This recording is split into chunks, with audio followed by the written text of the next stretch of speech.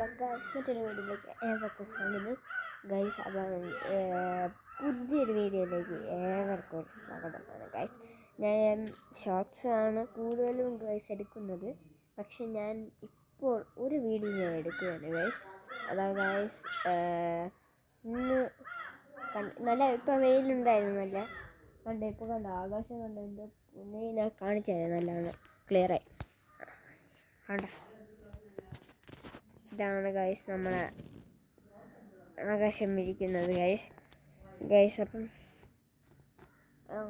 കൂടുതൽ പേര് സബ്സ്ക്രൈബ് ചെയ്തിട്ടില്ല ഗൈസ്.